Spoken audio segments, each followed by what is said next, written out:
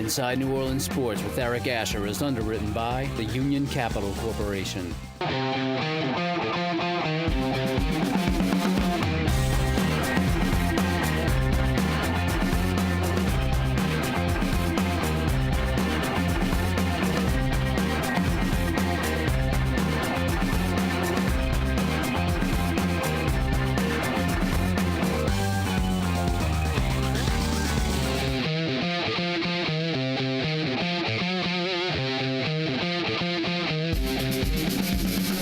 Good evening, New Orleans, and you are watching Inside New Orleans Sports. I'm your host, Eric Asher, and over the next hour, we're going to have a fantastic time looking back at the career of a New Orleans icon. Legendary sports writer Pete Finney joins us on the program, and got to tell you, folks, since we were putting this show together, I can't tell you how excited I was to have the opportunity to be able to sit next to this gentleman who has seen so much in New Orleans sports.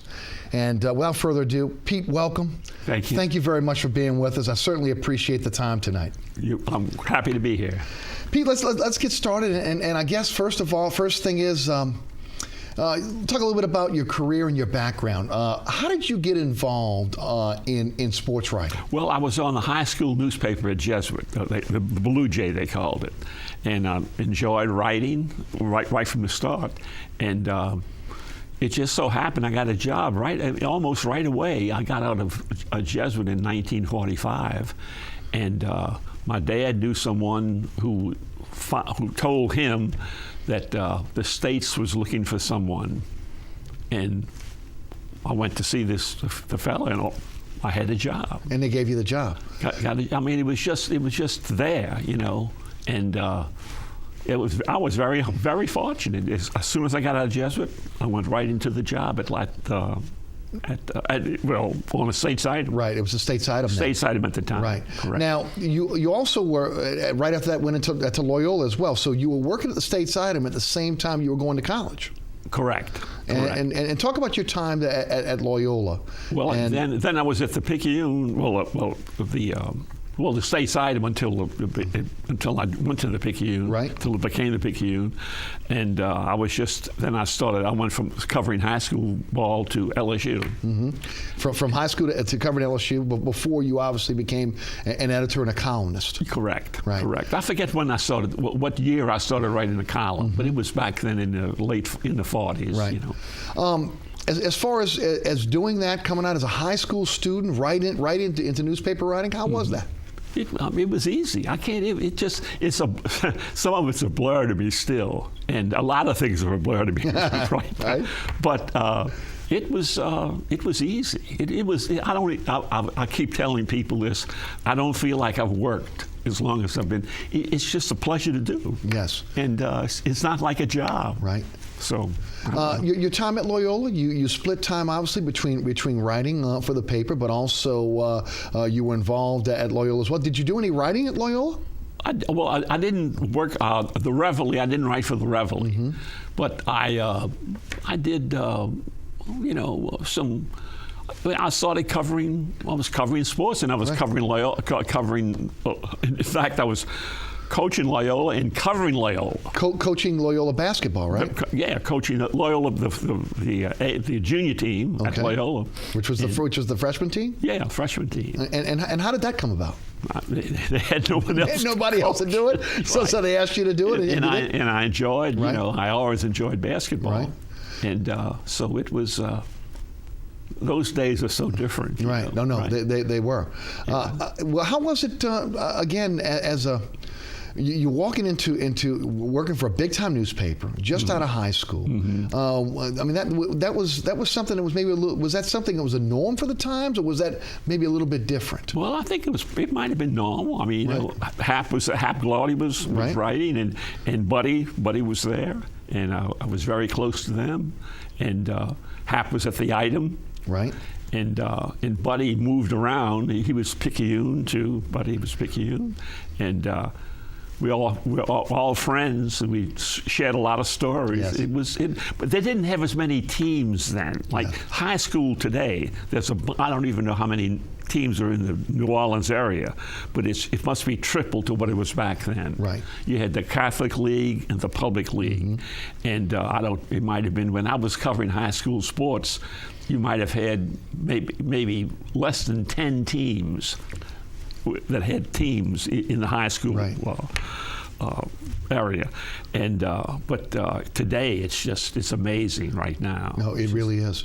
And honestly, back then it was prep football. It was prep sports that really dominated the sports landscape here in New Orleans, wasn't it? Oh, I'll tell you what, there was a golden era really, because I remember at City Park Stadium, Tad Gormley Stadium, that there was one game I remember that had 40,000 people, and it was just, it was incredible.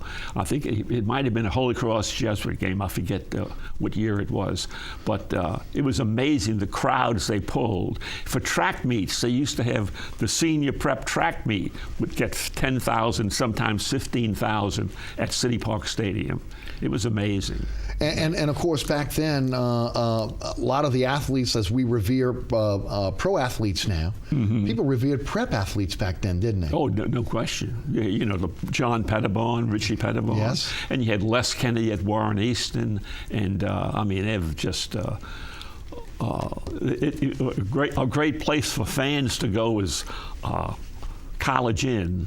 Yes. And all the pictures on the wall, and it's really amazing. There's they might have 100 pictures on the wall at College Inn, and every play has a story, and that was really a golden age.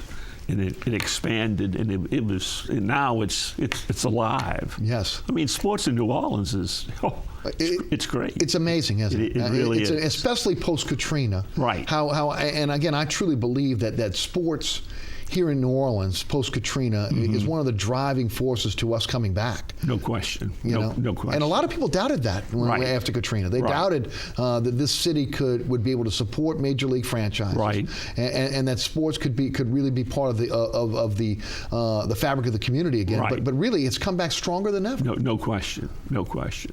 I remember I was at the first Saints game, and when was it, 67, and.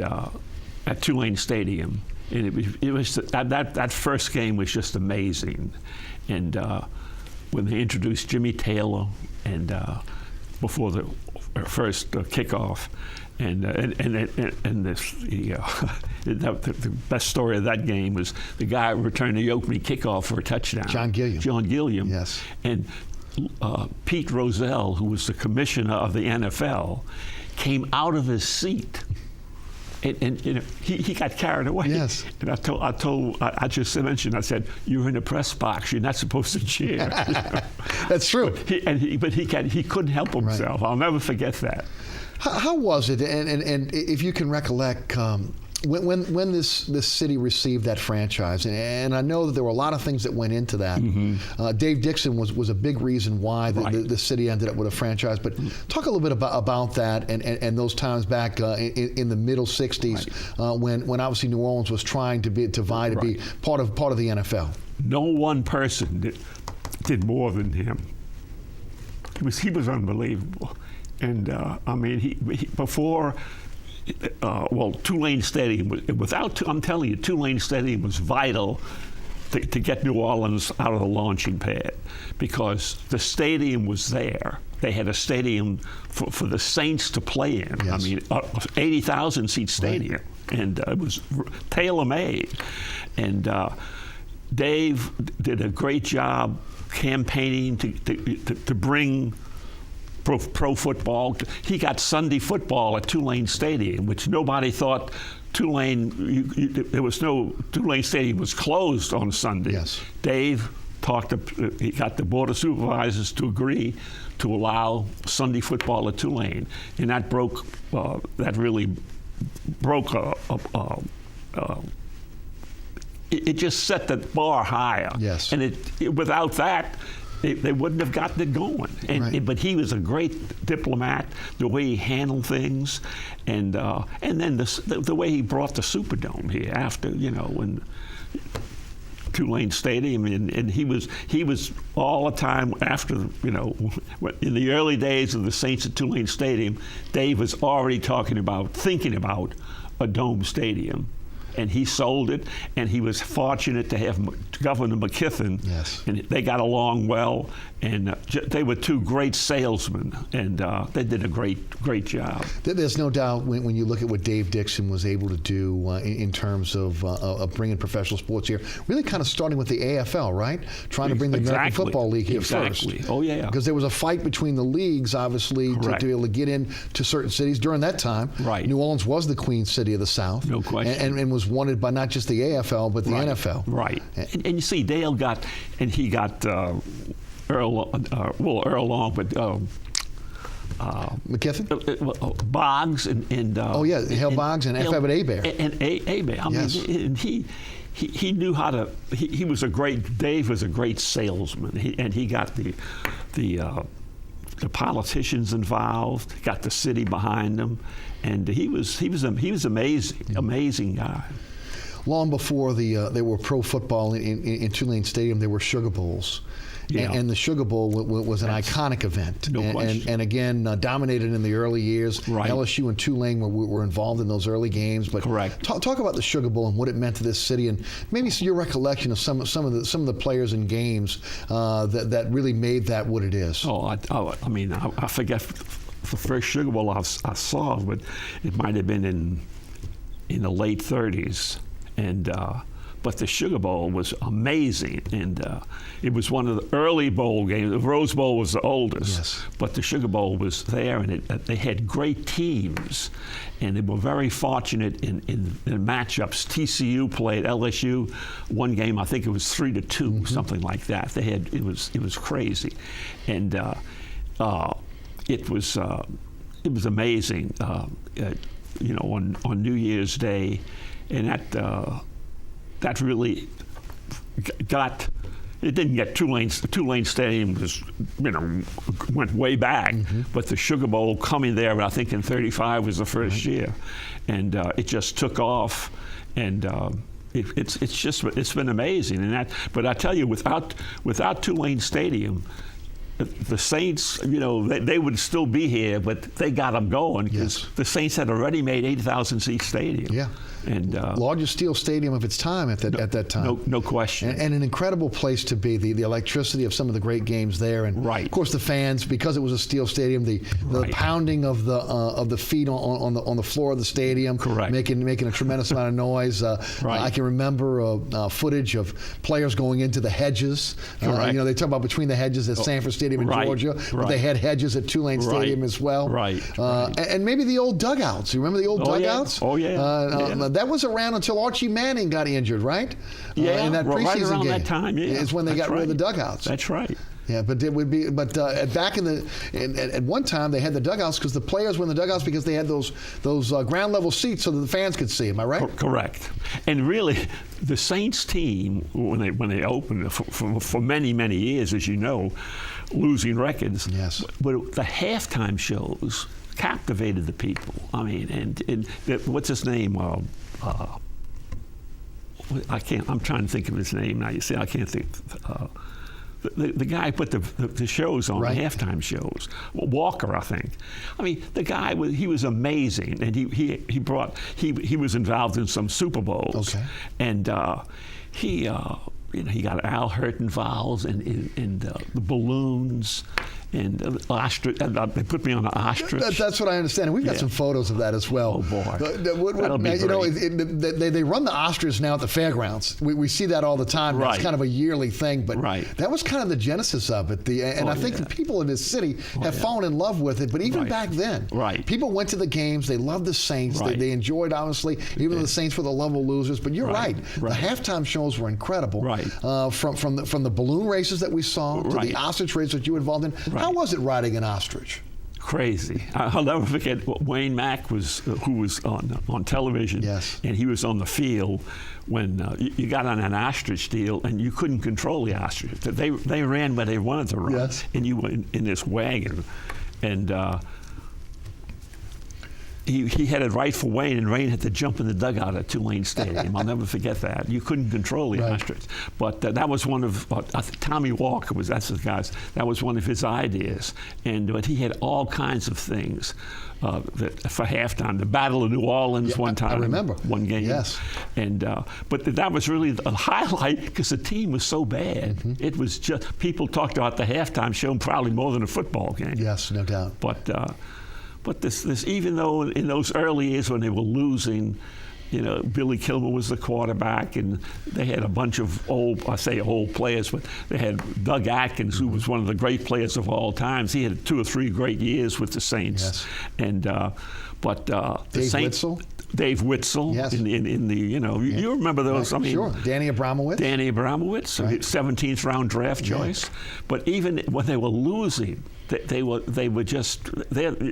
All you got to do is look at the attendance. Yes. I mean, right from the beginning, with teams that I forgot how many years it was, 20 years before they had a winning season. Right, no doubt it was, and again, they captured the hearts of New Orleanians from day one. And correct. Actually, a little bit different on how players were treated back then as well.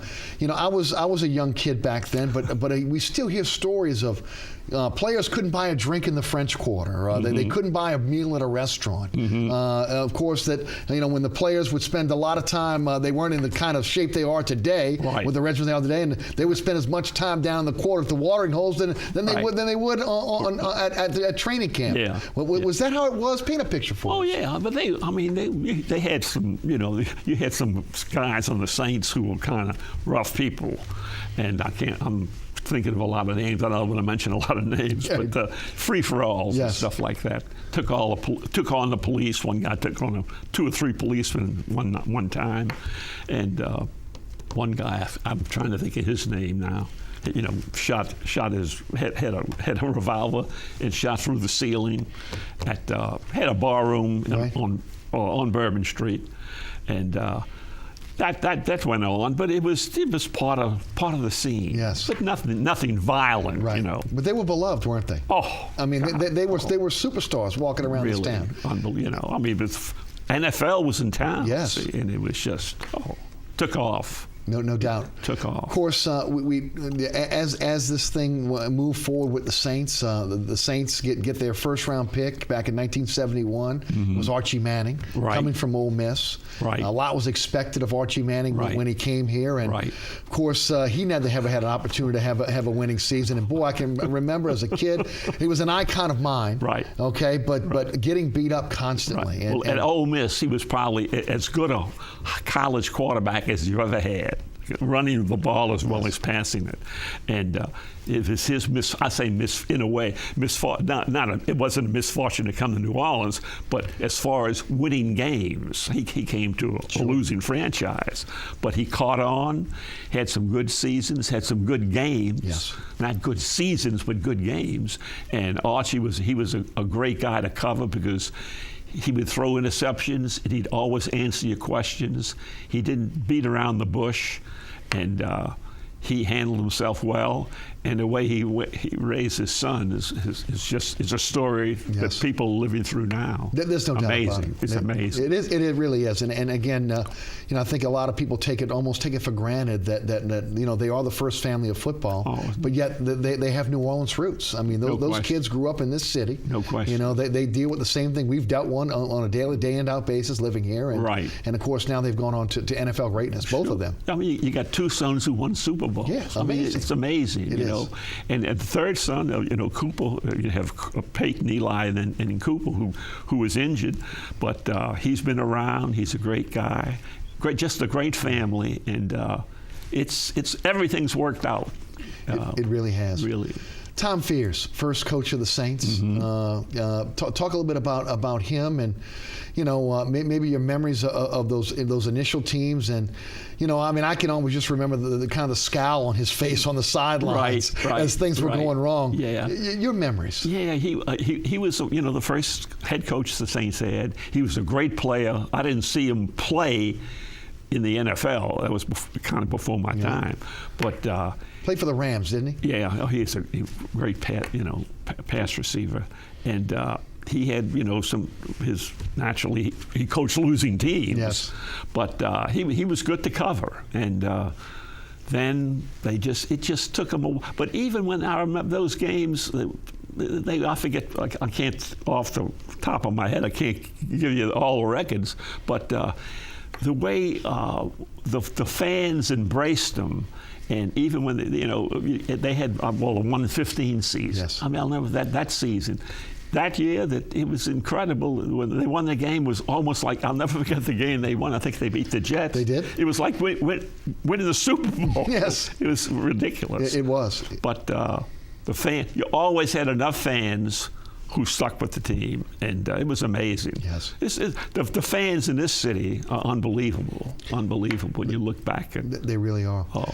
Another notable coach that took over this team, and I think the fan base thought that we were going to change, we were going to turn the corner as a Saints franchise when Hank Stram, again, legendary coach, won a Super Bowl right here with the Kansas City Chiefs, when he took over. Your memories of Hank Stram? Oh, yeah. Well, Hank was his own man, and he was Mike for that game, the Super Bowl game, and he was great to cover. I mean, he loved to dress, and he was a good coach. He was only here, I think, 2 or 3 years. Just 2 years, yeah. 2 years, huh? Yeah, right. And but he was a great guy to talk to and interview, and it was a kick when he won that game here. And Schramm beat Minnesota. Beat Minnesota. Bud Grant was the other coach, and he was quoted. He was mic'd, and he was quoted. It's like stealing. Everything he coached worked. Yes. The next season, Hank's team played. Hank played Bud Grant again, and Bud Grant beat him badly. And all Bud Grant said after the game, it's like stealing. He got back at Hank. Yes, he did. But Hank took it all in stride. Yes. But Hank was a great guy. He was a great guy. It was unfortunate that he didn't get a chance to stay with this team longer. Of course, Archie Manning was hurt during that time. Yeah, they went through a litany of quarterbacks between Bobby Douglas, Bobby Scott. Right. Of course, a lot of people remember that Meekum, the owner, then was worried about him spending money. Right. The shag, as bad as the Saints facility was, is it true he had a great office with a shag rug in it? Yeah. Oh, and Meekum he was an up and down owner, but he settled down. And he had just. And he had some faults, but he overall he was good for the franchise, and it just through all of the losing. I mean, this team you couldn't have a better group of fans to support a team that long with losing records. No doubt. It was incredible. It really was. And really is still today. It is. I mean, still today. It is. I mean, even when, in the years when Buddy went with the bags and everything else, it was tough. Right. People still came out and supported this team. They Right. still lived and died with it. Every Monday morning, it was either everybody was excited and happy about the start of the week, or they were down in the dumps because the Saints had lost another one. Correct. No doubt. Also, as you kind of fast forward through the franchise and some of the players that obviously had played for this team, again, we look at where we are now, and who would have thought that after everything that this city went through and everything this franchise went through, that ultimately Sean Payton would become the coach of this team. Right. And of course, ultimately, we all, and I don't know if we all thought we would see it, but we always see this team win a Super Bowl. Talk about that experience for you yourself. I tell you, that march he made, I think 2006 to 2009, in his fourth season, 6, 7, 8, 9, his fourth season. But when he came, he was very. You could see he was organized, and he was he had a lot of cheerleader in him, but he was a serious cheerleader, and he really connected naturally. He connected with the players, and he knew talent, and he hired some good people around him, and. But just the progress he made from 06 to 09, and you could see the difference this year when he had, after being suspended for a whole season, how they missed him when he was suspended. Absolutely. And no, he's one of the top coaches in the league, isn't it? Well, there's no question about that. And he's kept the team on a steady course, and he's always looking ahead, and he's good. Yeah, he's a heck of a coach. He's good. He's got a good quarterback. He and the quarterback are kindred spirits. Yes, that's it. And which helps. And the defense this year has done a wonderful job. So, but it's they're rolling right now. Yeah, they really are. Yeah. I go back in my mind's eye and I remember the threat of the Saints leaving New Orleans, heading to Jacksonville, and I remember John Meekum and Bum Phillips getting out of the helicopter at the old Gator Bowl. And who would have thought that a used car salesman from New Orleans would have been the guy to come in and buy this team? Talk about Tom Benson. Yeah. Your thoughts on Benson and how different it was from maybe him being here in the 60s and the 70s, and then ultimately between him and Governor Edwards pulling together and saving that franchise. Well, he came in and he did a good job. He had his problems early, and I think he admitted to himself that it took him a while to get into the football mode. See, but he was always a good businessman, and I think he made some when things went bad for him over in when the Saints had problems, and he was talking about going to San Antonio and stuff like that. And I think when he looks back on it, he knows he said some things he shouldn't have said. Yes. And but Tom settled down, and right now he's just. He's on top of the world. He's solid right now. The way he's handled his money and everything, handled his life. Got a nice wife, a great wife, family, and he's a big plus for New Orleans, no question. There's no doubt. He's definitely turned, as far as public opinion is concerned. He's turned it around. Unbelievable. Ricky Jackson. Hall of Famer. You also were up in Canton during when he was inducted. You got the Dick McCann Award from the Pro Football Hall of Fame. Your memories of Ricky Jackson, the Dome Patrol. Ricky Jackson had all those linebackers. Those other three guys with Ricky, but Ricky was a linebacker apart. He was a great player.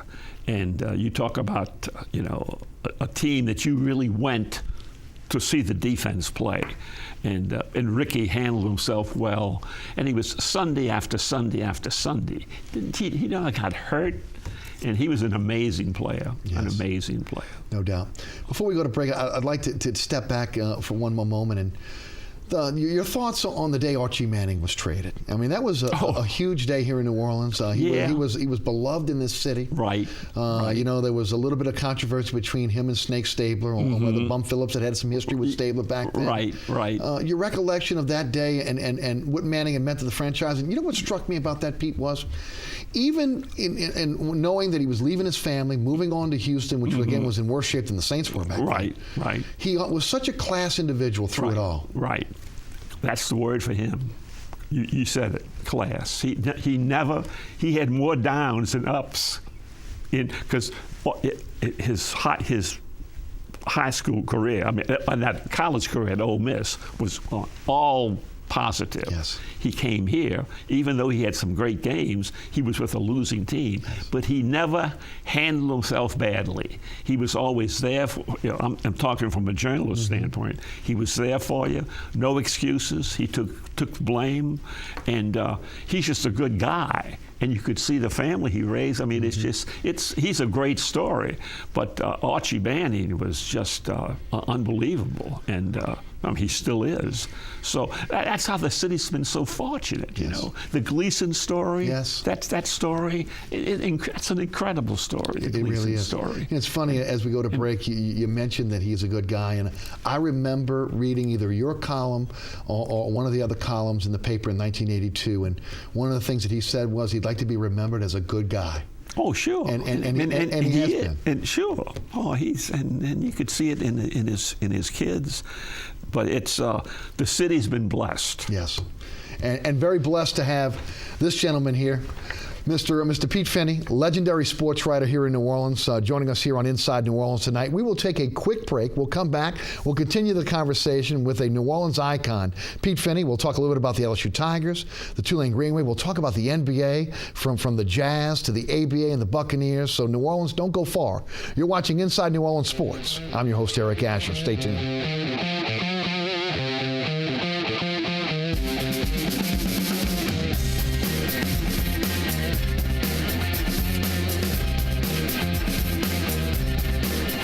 My name's Reggie. Just recently, my wife and I took in her sister's children. Now, we already had 4, so I went from becoming a family man to a man with a bigger family. Now, you can't eat love, so I don't know how I'm gonna feed them tonight. How was that, Rich? I think I look more like Denzel. That's cold, man. Play a role in ending hunger. Visit feedingamerica.org/hunger and find your local food bank. Packers. Viking. Packers. Viking. Viking. Red state, blue state, vegan. Carnivore. We come from different places. Uptown. Downtown. Optimist. We come to different conclusions. Half empty. Half full. But when we live united, we create real, lasting change in the building blocks of life. The education, income, and health of our communities, our families, United. even the person next to us. Live united. Real change won't happen without you. So give, advocate, volunteer, live united. Sign up at liveunited.org. You're watching WLAE, New Orleans Public Television. Find us on Cox Channel 14, Charter Channel 11 and 711, AT&T Channel 32 and 1032, Dish TV, DirecTV, and over-the-air broadcast on Channel 32. You know what? What? Since I got adopted, I've learned a lot about these humans. I know. I mean, check out these two. It's Flirt City over here. Yeah, I noticed that. It looks like my human is definitely into your human. Oh, look. I think she's getting his number. Nice. Your human's got some sweet moves. Takes after his dog. Oh, look, they're doing that thing where they put their arms around each other. She kicked up a leg. It's like in the movies. That's awesome. Looks like we're gonna be hanging out a little bit more. Hi, we're Ola High, and you're watching WLAE TV.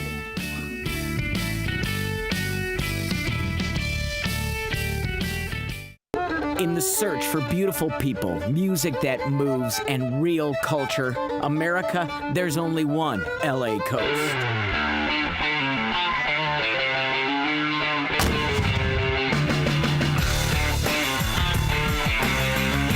Go Coast, Louisiana delivers the treasures of the Gulf fresh to you. I think we need a bigger boat. Sundays at 8:30 p.m. on LAE. Welcome back. You're watching Inside New Orleans Sports. My name is Eric Asher. Thanks so much for being with us this evening. It is absolutely my pleasure to have a New Orleans icon with us, Pete Finney, legendary sports writer. Pete, once again, thanks for being with us. Certainly appreciate your time this evening. You know, I'm obviously growing up a big sports fan. I can remember back in 1974 when the NBA awarded the city their first NBA franchise, the New Orleans Jazz. And, of course, the color scheme, the nickname, everything that went along with that, it just really reflected what our community was about. And, you know, the sugar on let's say the cherry on top of the ice cream was when they traded for Pistol Pete Maravich. Yeah.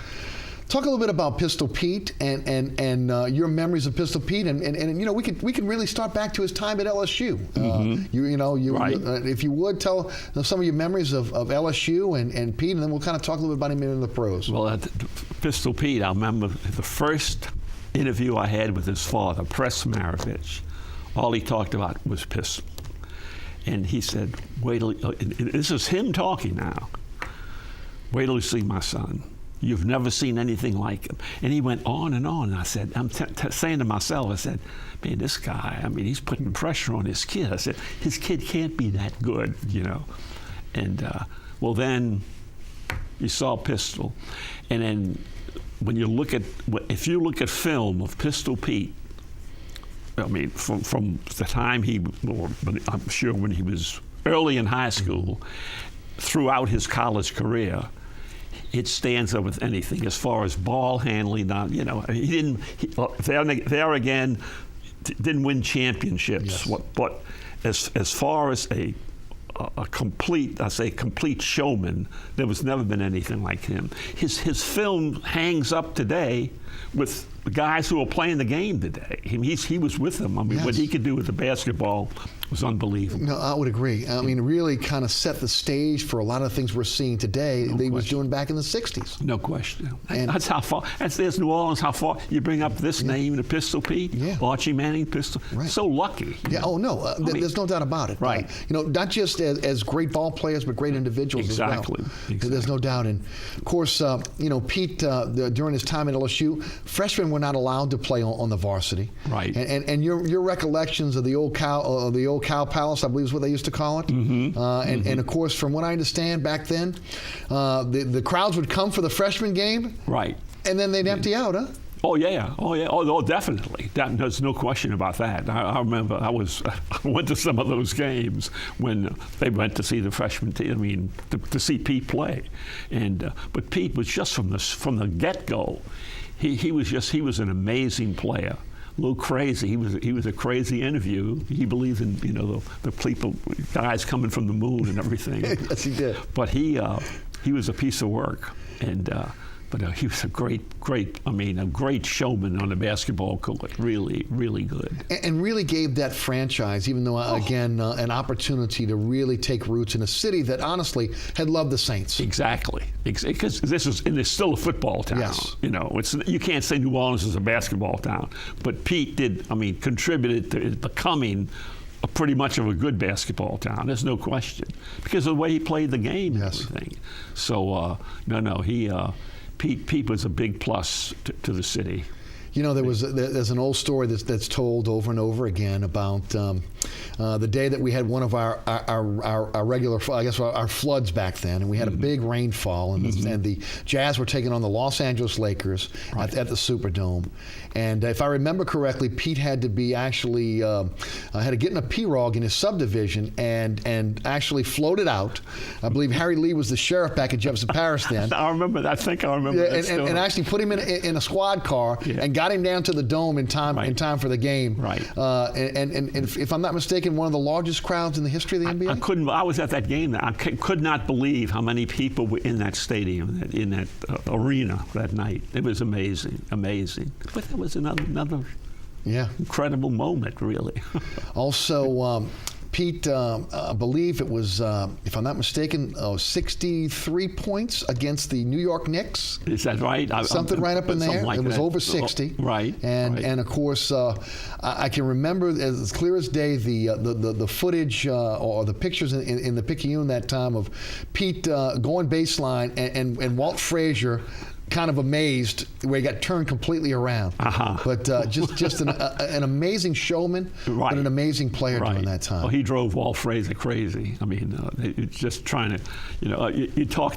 It was great talking to players after they played against Pete, players who had to guard him and trying to find out where the ball was. He was amazing. You got good quotes from players who played against Pete. Did they have a tremendous amount of respect for Pete? Oh, yeah. Oh, you had to. Oh, yeah. What a coup for that franchise to get him from the Atlanta Hawks, huh? Yeah, I mean, I know. Who would have? I mean, really. I mean, who would have thought it would? But it really, really kind of put that team on the map. I don't know if they could have gotten the attendance and the love if they wouldn't have had Pete on that team. I know what you mean. I remember that. Yeah, I remember that. Oh, Pete was an asset. Yes. Oh, he was an asset. No question. And then of course, some really tough moves that were made by this team. Of course, they were probably at their best the year that Pete's last year, and of course when he hurt his knee, they were on their way to a playoff run. Yeah, and he got hurt. Yeah. And he got hurt against the Buffalo Braves. Right. If I'm not mistaken. Right. Throwing the pass between his legs at a half court, and of course injured there. Yeah. But and of course that kind of changed the fortunes for this team as well. But Pete, would you agree with me? This team, the games were well attended. Oh, it wasn't that there was apathy with the fan base during his time here. No.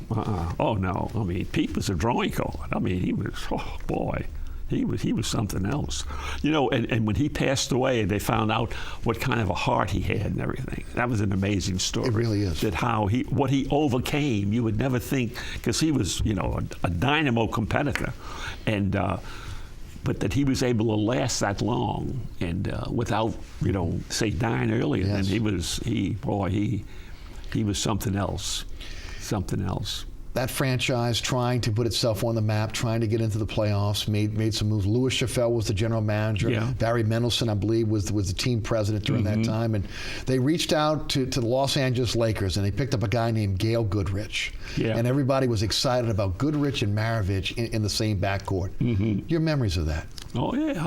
I remember when Gail Goodrich, they gave a lot of... 2 number 1 picks. Yeah. And one of those picks was Magic Johnson. Magic Johnson. And which was... Imagine if Pete and Magic would have been in the same backcourt. I know. Yeah. That team would have went nowhere. No, you're right. Just so, when you think back, I know, going to football for a second, that LSU tried to get him, John David Crow. Yes. If they had been able to sign him, he would have been on an LSU team in the same backfield with Jimmy Taylor and Billy Cannon and John David Crow. Amazing. It could have happened. Yes. See? But when you think of the athletes that have come through, Right. And man, I'm telling you. You bring back things that I forget a lot. Pete, also the ABA was here in New Orleans, the old Buccaneers. Yeah. And what's amazing is when you look at the players that played for the Buccaneers. First of all, great individual players. Right. But also a lot of those guys went on to be great coaches in the NBA as well. I remember Babe McCarthy. He was a coach. Yes. He was fun to be around. He was a piece of work. A pistol, and. The Buccaneers, they did it. I don't know how many years were they here? They were only here, I think, 2 or 3 years, not long. But they were a winning team, though. Exactly. Yeah, they were actually going to, I believe, the Western Division Finals at one time. Right. And they lost there. And ultimately, of course, I believe they ended up moving, if I'm not mistaken, maybe to Memphis. I think so. Yeah, I think they moved to Memphis. Yeah. Of course, the ABA was so in flux back then. Oh yeah, right. Right. But I'll tell you what, the Buccaneers, they had a good following. They did. And some really great players. I mean, Doug Moe was a great player. Right. They had quite a few players that people would really recognize more as coaches than players because of obviously the time. Right. No doubt. And then who would have thought to come full circle at a time when a lot of people didn't believe that this city once again could support 2 franchises, especially the bad taste that maybe a lot of people had for the Jazz. But Charlotte is looking to relocate, and lo and behold, we end up with the Hornets. And of course, people excited about basketball being back, and Baron Davis turns into Chris Paul, and of course we're back in it again, and of course that turns into local ownership once again with Tom Benson and now the Pelicans. Right. So we've kind of come full circle. You're right. I mean, everything seems eventually falls into place. We've been fortunate. No, we have. And now, again, when you look at the young team that the Pelicans have put together, it looks as though, and I guess, Pete, we'll find out, but it looks like they might have a pretty decent season this year. I like that coach. I think he handles it well. Oh, yeah. I think he's done a good job. And, it'll take a while to get him moving again, but, I mean, he's done a good job. Yes. So. And they've really overhauled that roster this season and expect them to be a contender in the Western Division. Right. So, which, again, all you got to do, and for basketball, would you agree, all you have to really do is win here. If you don't have an icon or a player like a Pistol Pete, if you win, people will come out and support. No question. So we'll see. You mentioned John David Crow. You mentioned Billy Cannon. You mentioned LSU. Let's talk about LSU football. And of course, you were there for Billy Cannon's run. Talk a little bit about your memories of LSU football, going back to obviously to some of the glory years. Paul Dietzel's when you covered LSU. Talk about that. Well, he made a great change in LSU football when he came in, because I think it was in his maybe 4th year they won a national championship, and I'll never forget they won in '58. They were unbeaten, untied in '58.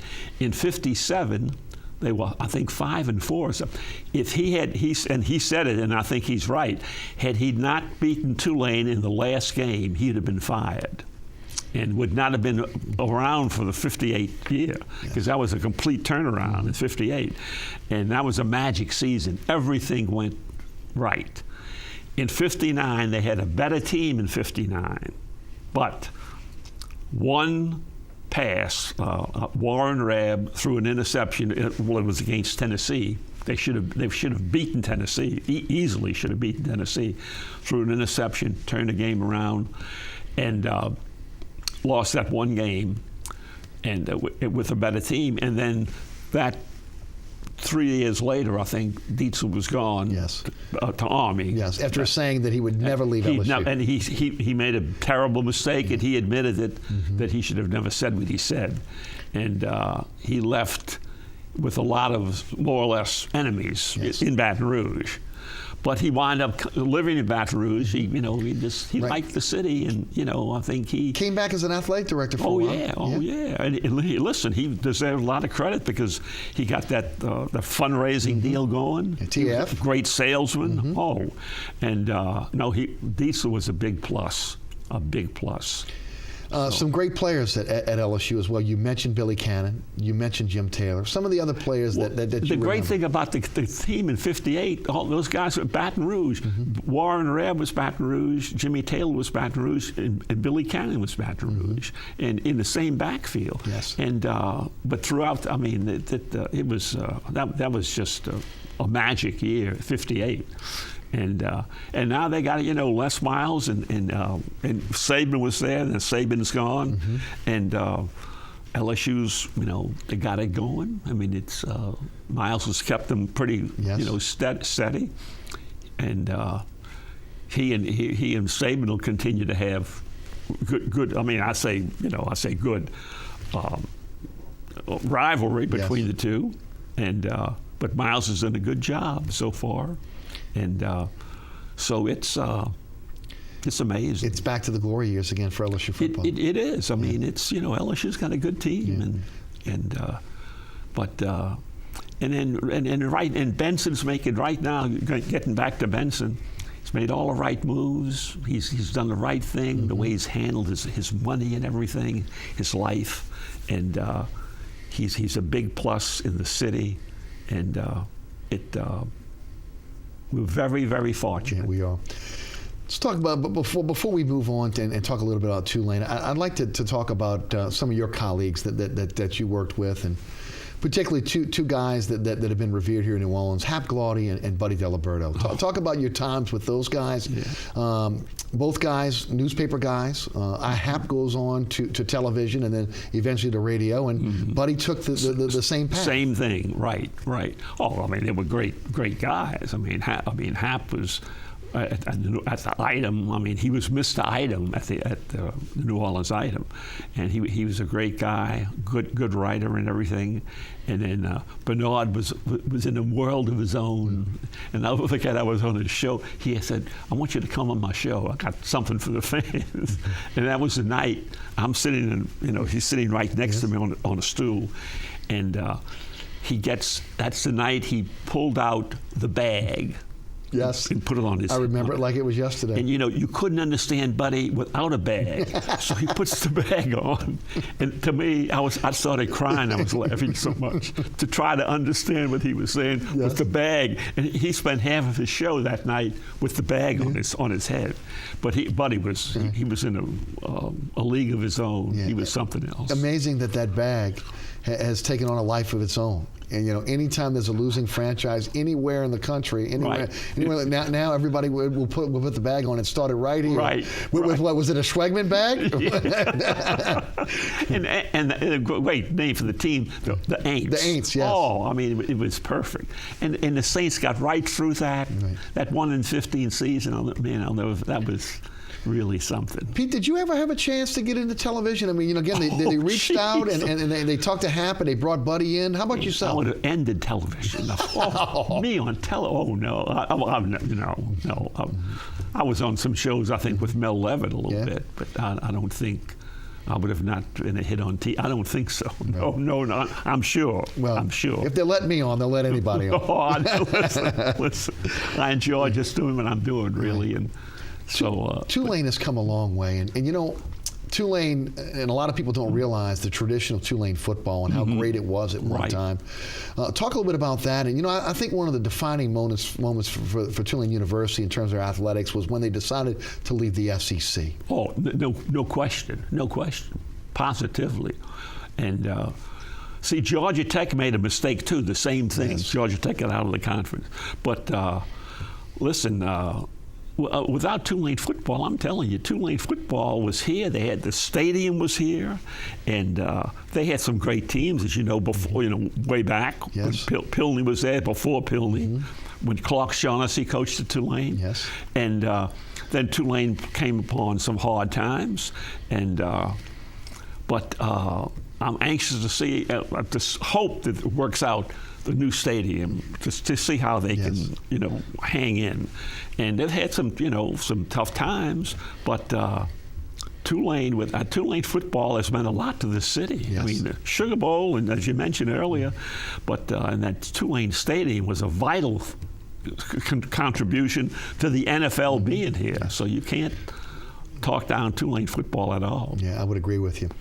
Boxing was huge in New Orleans at one time, and we had some great fighters that came out of this city as well. Yeah. You had a chance to interview Muhammad Ali when him and Leon Spinks were in the Dome fighting. Talk about doing having the opportunity to interview a great fighter and a really a great interview, I'm sure. He was amazing. I'll tell you, my most memorable interview was I was up in I think in Pennsylvania. They were going. He was going to come down to fight. I forget who he was going to fight. But the media was up at wherever his camp was in Pennsylvania, and he was a great magician, Ali. Right. And I would have to say they might have had 20 reporters, not a lot of reporters there, but about 20. And he did rope tricks for 20 minutes and told jokes and answered questions, but never. And I'm telling you, he mesmerized you. Yes. And he was, but the way he handled himself. I mean, good-looking guy and everything. And Ali was a great interview when you caught him at the right time. Yes. He was great. Yeah. Absolutely great. Also, baseball in New Orleans as well. Baseball, long before there was football, this was a baseball town, wasn't it? Oh, yeah, the Pelicans. Yeah. Oh, no question. No question. I'm still trying to get used to the Pelicans. Basketball. Oh, yeah. Yes. Yeah. Because I'm kind of old-fashioned on that. A lot of people are, though. Oh, yeah. But listen, I've always, Pelicans will always mean baseball to me. Right. But Old Pelican Stadium on Tulane and Carrollton. Oh, yeah. But man, I'll never forget that he had finished with the Red Sox. Ted Williams was in town. Yes. And he was at Kirsch-Rooney Park, and he had a dark blue suit on, and he had French cuffs, and people were there, and they wanted him to hit the ball. So he took off his coat, his jacket, and the guy started throwing him, and he hit a ball over the center field fence at Kirsch-Rooney Park with French cuffs on. Unreal. I'll never forget. Unreal. You also had a chance to interview Joe DiMaggio. Oh, yeah, DiMaggio. Yeah, well, at a restaurant on, I forget what restaurant, Tercy's, I forget the name of it. But he ordered, I'll never forget, he ordered a veal cutlet. And I know one thing about DiMaggio, he loved ketchup. The veal cutlet disappeared. He unloaded practically a whole bottle of ketchup onto the veal cutlet. But then he gets up and he's holding a knife in his hand and swinging the knife as it is a bat. And telling me this is what you do with this, and he was talking about how you become a good hitter and everything. Yes. But he was amazing at that moment, and just. And really kind of dominated the sports scene, baseball during that time, didn't it? Oh yeah. Here in New Orleans. Oh yeah. Definitely did. Yeah. The Dick McCann Award, we mentioned it earlier. Got it from the Pro Football Hall of Fame. What did that mean to you? And I was there for that speech, by the way. I think you started off with, did you mention that you covered Red Grange, I believe, did you say? Oh, I think I mentioned some guy who played in 1920. Yes, of course, we knew you didn't. Yeah. The guy who played for the way back. For the Canton Bulldogs, right? The Bulldogs, yes. yeah. Jim Thorpe. Jim Thorpe. Yes, it was Jim Thorpe. Right. That's right. No. And I said I saw him play, which was ridiculous. Right, right. But what did that mean to you? That was very nice. I mean, a big honor, very big honor. But it's like I say, I just, I write columns and stuff, and I don't feel like I've been working all these years. I just enjoy it. And it's, You've seen so many sporting events. Greatest sporting event you think you've ever covered? Can you well, I think that? with one game will always stick out is that Halloween night game, because that game ended on the 1 yard line. I mean, after he returns that punt, whatever it was, Billy Cannon's, right? The Billy Cannon against Ole Miss that Halloween night. Yes, they were on Ole Miss is on the 1 yard line at the end of the game, and they kept him out of the end zone. So I think that game sticks out. But then the other LSU games were just amazing. Hodgson had a great game, I think, against Auburn one night. I'll never forget. The earthquake game. That's when they say, I was there, that was an amazing situation. But there have been moments, LSU moments that really, really something. And going back to Tulane, when Tulane beat LSU, I think it was 14-0 when they beat them. I'm trying to right. No, in Tulane Stadium. Who was the quarterback?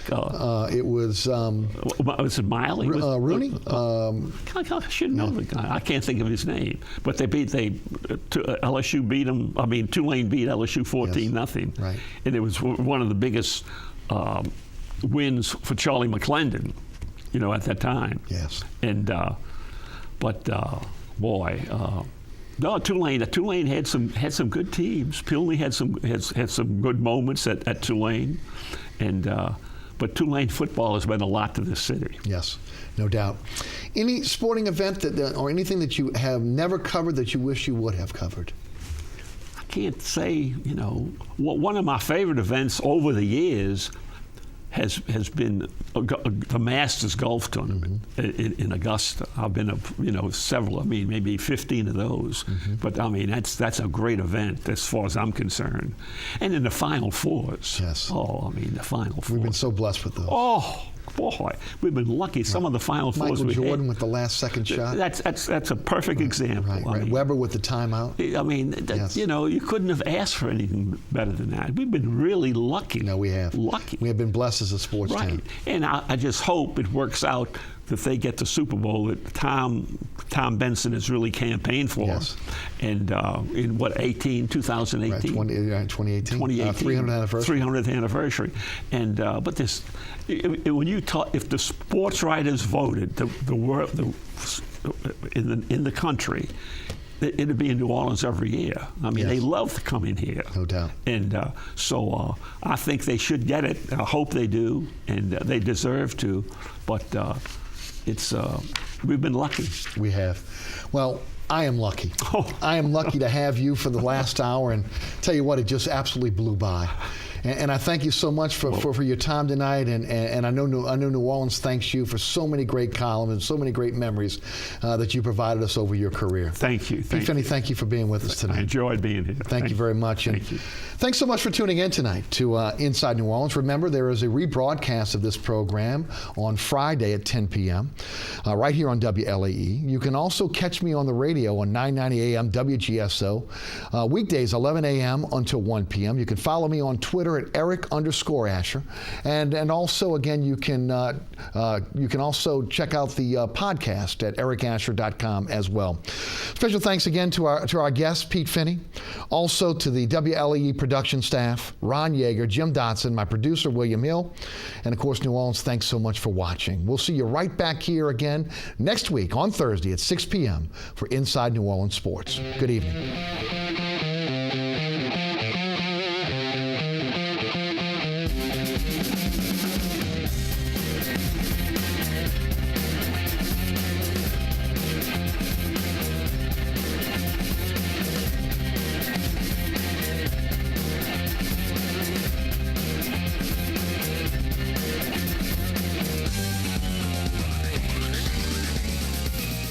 Inside New Orleans Sports with Eric Asher is underwritten by the Union Capital Corporation.